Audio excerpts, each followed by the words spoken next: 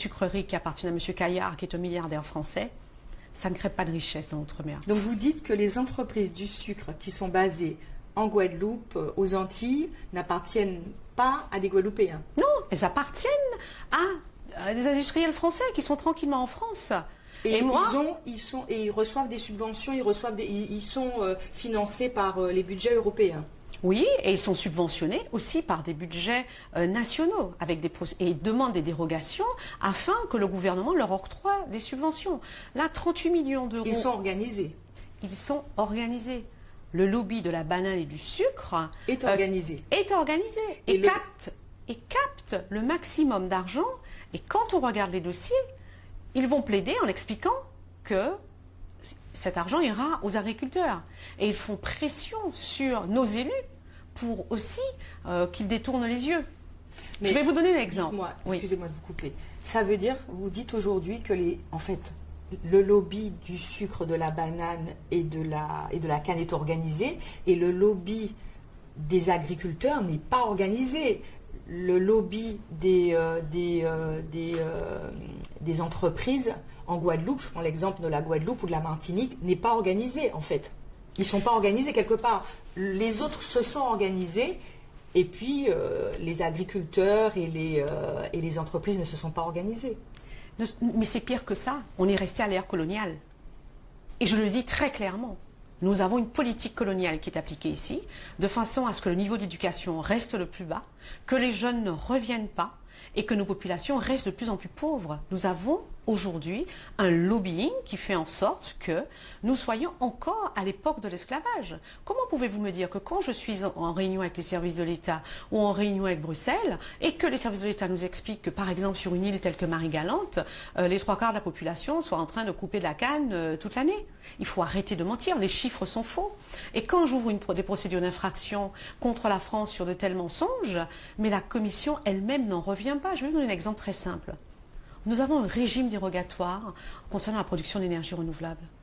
Ça veut dire que dans toute l'Union européenne, on produit des énergies renouvelables, on produit de l'électricité à partir d'énergies renouvelables, que ce soit du soleil ou le vent, donc du photovoltaïque ou de l'éolien, et que dans les départements d'outre-mer, pour assurer une dépendance totale de ces territoires, on va importer du bois. On participe à la déforestation. Tout cela subventionné par des fonds européens. Et on ne développe pas les énergies renouvelables. Au contraire, on les freine. Parce que si on venait à dépendre du vent qui ne se paye pas, du soleil qui ne se paye pas, on serait beaucoup plus indépendant. Mais ça n'intéresse pas EDF. Et ça n'intéresse pas la France qui est actionnaire d'EDF. Et nous sommes les seuls dans l'Union européenne, donc ces départements. On a invoqué un article 349 qui est un article qui permet de déroger aux règles du traité, de façon à ce qu'il y ait des bateaux qui arrivent du Brésil, des États-Unis, plein de bois, qu'ils arrivent sur notre port en Guadeloupe et qu'on traverse toute la Guadeloupe pour envoyer ce bois dans des usines. Mais c'est honteux.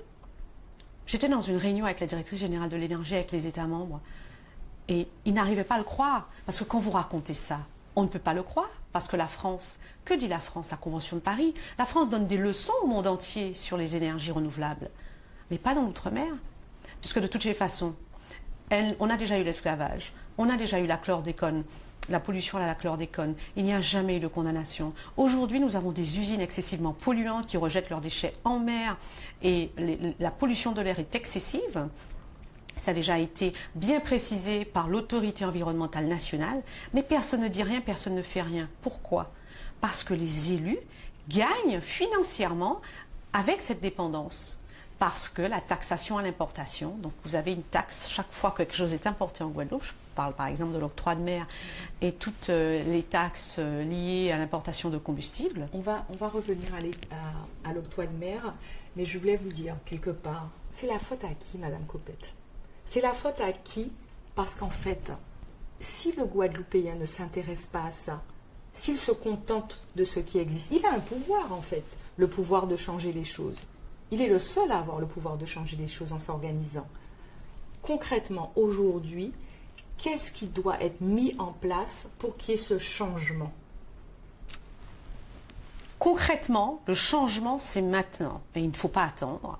S'organiser autour de ce lobbying citoyen, parce que c'est la population qui souffre et il n'y aura pas d'avenir pour cette population. Donc, en adhérant à un mouvement Outre-mer, moi, je défends et je représente les intérêts des membres de l'association.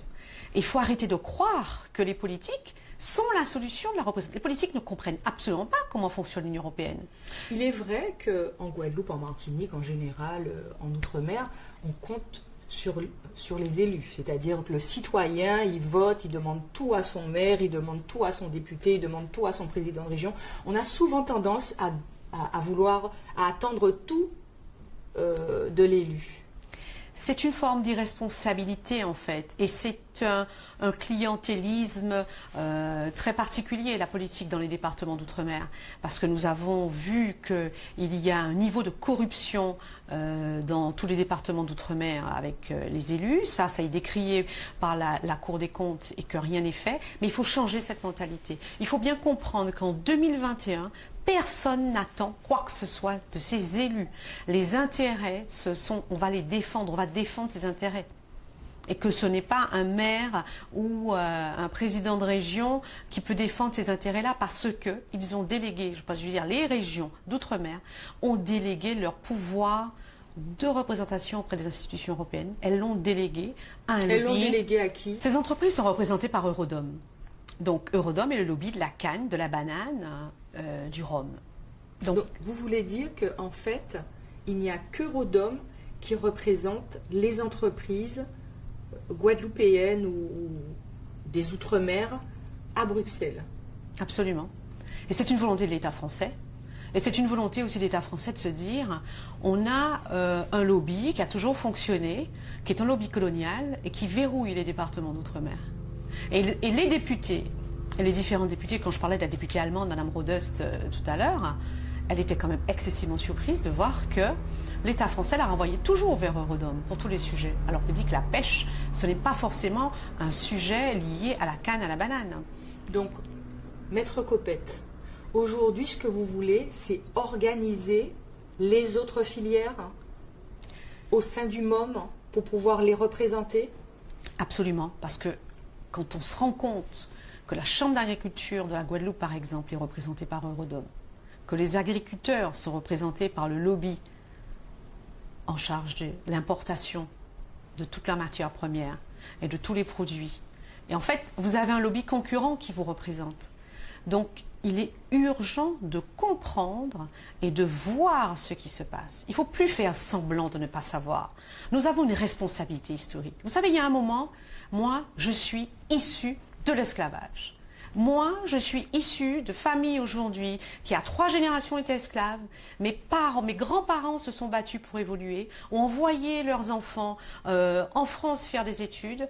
Ils se sont battus pour que je sois là aujourd'hui. Et j'en fais vraiment un combat social et solidaire. À travers le MOM, il s'agit vraiment de se dire qu'on est à une croisée des chemins. Il faut que cette société comprenne qu'elle doit évoluer et ne pas s'arrêter, ne pas se laisser balader par certains politiques.